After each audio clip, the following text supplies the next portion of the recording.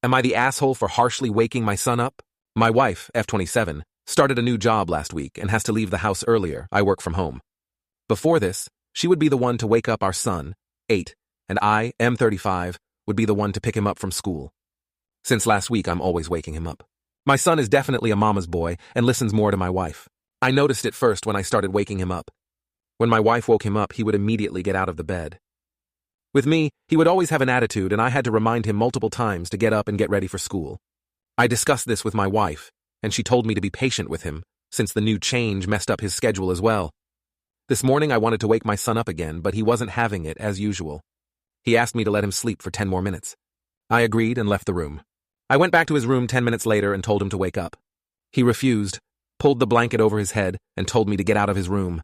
I was really sick of his behavior, so I went to the kitchen, filled up a glass with ice and water, and went back to his room.